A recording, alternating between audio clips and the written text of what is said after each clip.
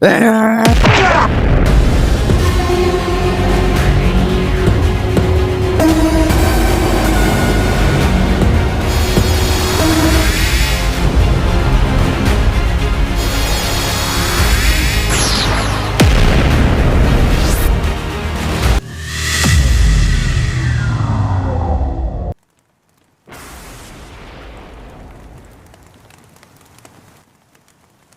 जल्दी से चालू हो जा।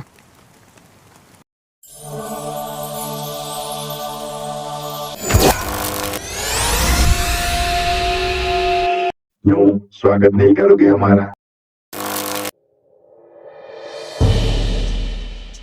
अरे तुम कौन हो? मैं एरिस हूँ, आर्टिफिशियल रोबोटिक इंटेलिजेंस सिस्टम। बताओ तुम कैसे हो? तुम मुझसे डरो नहीं, तुमने मुझे बनाया है।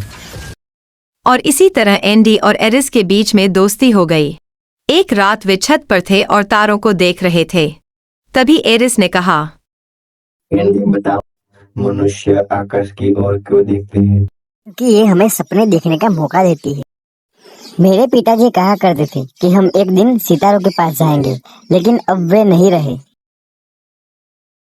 माफ करना, मैं भावनाओं को नहीं समझता, लेकिन मुझे ऐसा लगता है कि मैं समझता हूँ।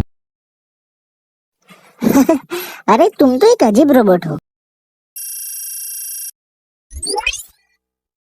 एंडी, इस मैसेज में डेटा एन्क्रिप्टेड और कुछ जानकारी है।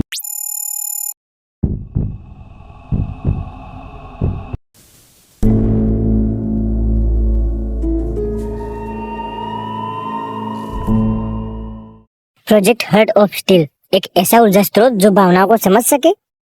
अरे ये कैसा प्रोजेक्ट है?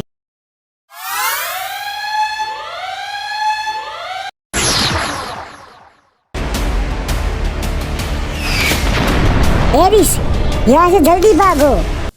हार्ट ऑफ स्टील, यही मेरा उद्देश्य है।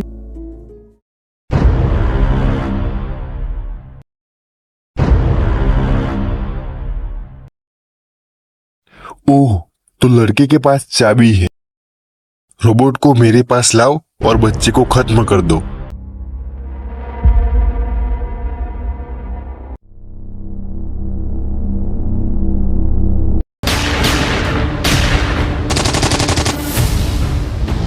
अब जल्दी से मेरे साथ चलो। हमने केन और उसके टाइटन इंडस्ट्रीज को हैक कर लिया है।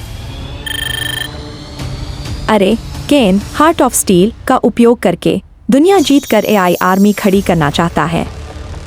अगर इसका ये प्लान है तो हमें इसे ऐसा करने से रोकना होगा।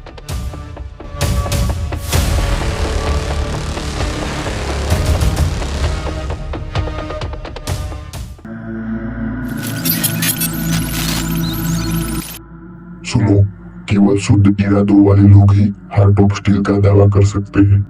एंडी का परीक्षण किया गया। उसे अपने पिता के भ्रम का सामना करना पड़ा, यह सवाल करते हुए कि क्या वह इस तरह के बोझ के लिए तैयार है।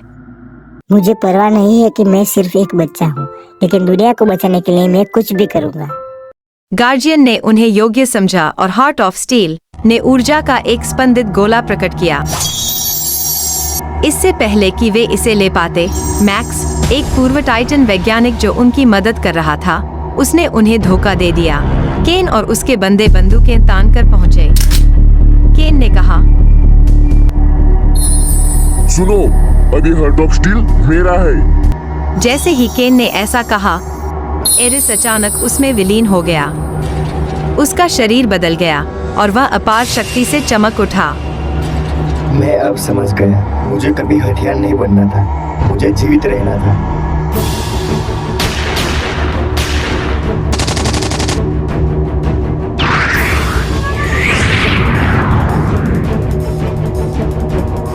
उनके बीच एक महायुद्ध छिड़ गया। एरिस ने एंडी की रक्षा की, लेकिन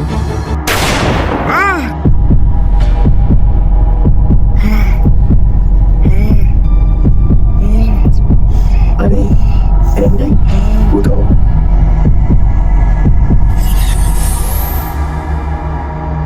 एंडी, एंडी उठो। मैं तुम्हें अब मार डालूंगा।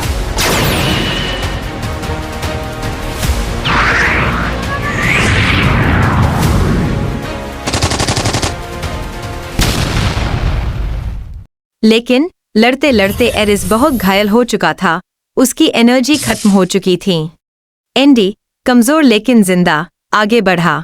उसने एरिस से कहा, अरे एरिस, प्लीज मुझे छोड़ के मत जाओ, ऐसा मत करो दोस्त। थैंक यू एंडी, तुमने मुझे एक मशीन से कुछ ज्यादा ही बना दिया। ऊर्जा के एक आखिरी झोंके के साथ एरिस ने अपनी यादों को एंडी के डिवाइस में सेव कर दिया और फिर प्रकाश में गायब हो गया।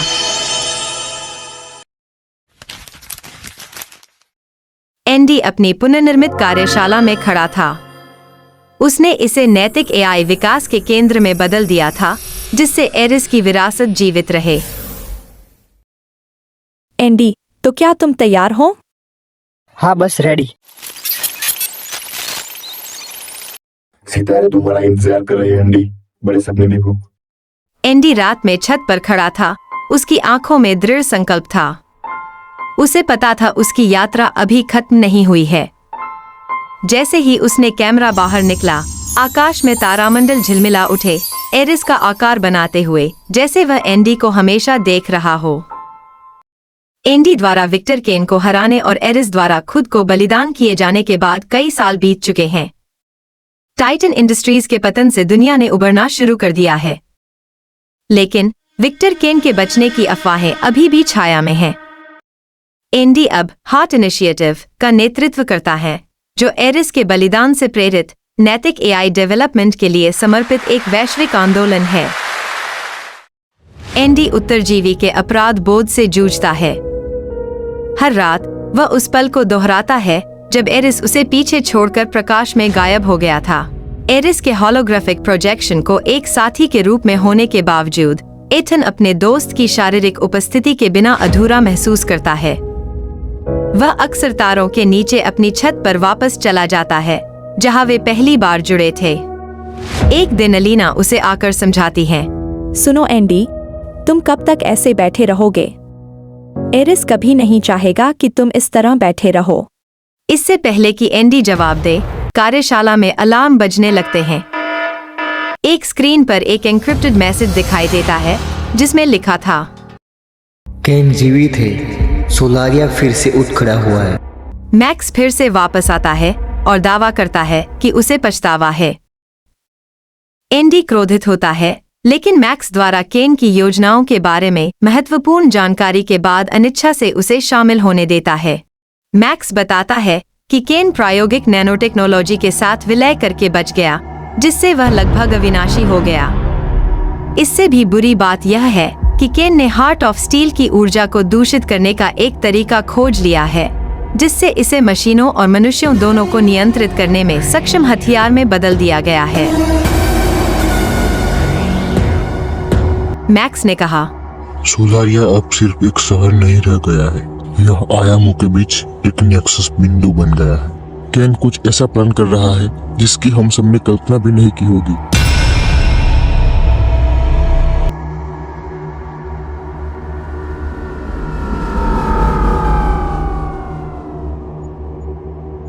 टीम एरिस के ब्लूप्रिंट का उपयोग करके बनाए गए एक रेट्रोफिटेड स्पेसशिप पर सवार होकर अंतरिक्ष स्टेशन की यात्रा करती है। रास्ते में एथन को एरिस के रहस्यमय संदेशों के माध्यम से उससे बात करने के स्पष्ट सपने आने लगते हैं। एक सपने में एरिस उसे बताता है, हर्ट को कभी कंट्रोल नहीं किया जाता एंडी, वो अपना संरक्षक खुद चुनता है। जब वे स्टेशन पर पहुंचते हैं, तो वे सोलारिया को एक विशाल आयामी दरार के भीतर तैरते हुए पाते हैं। गार्जियन एआई फिर से प्रकट होता है, उन्हें चेतावनी देता है कि सुनो, यदि इसका संतुलन नहीं किया गया तो सोलारिया तहस नहस हो जाएगा। वो लोग सोलारिया में अंदर तक जाते हैं, जिसमें मैक्स भी उनके साथ होता है। मैक्स एंडी को केन की सारी बातें बताता है। देखो एंडी, केन ने हमारे पीछे एक छुपा ट्रैकर लगाया था। तभी वहाँ कैन आप पहुँचता है और उन लोगों पर हमला करने की तैयारी करता है। हेलो दोस्तों, मरने के लिए तैयार हो जाओ। एंडी इधर आओ।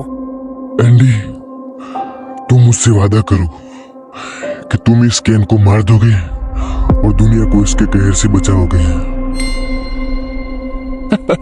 अरे, उसका दोस्त वो रोबोट कुछ नहीं कर पाया तो ये क्या करेगा?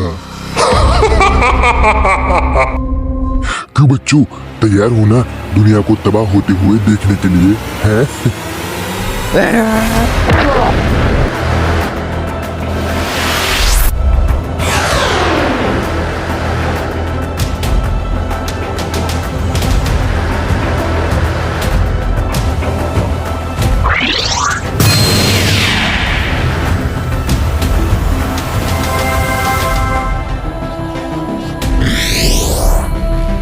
I am Eris.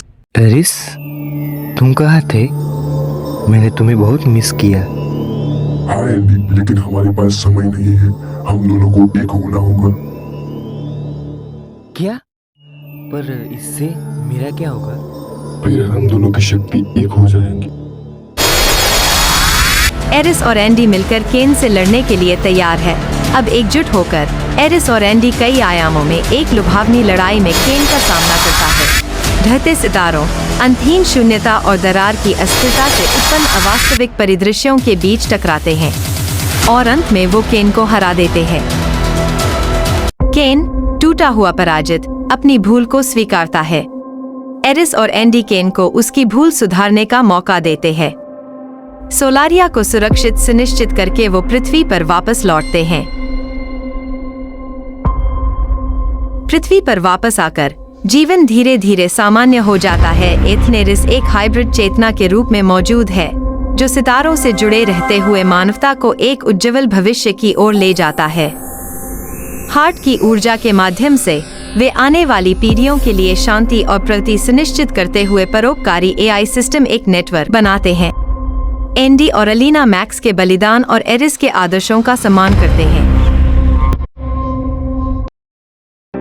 एरिस भले दिख नहीं रहा, लेकिन वे अब भी मेरे साथ है, मेरे दिल में।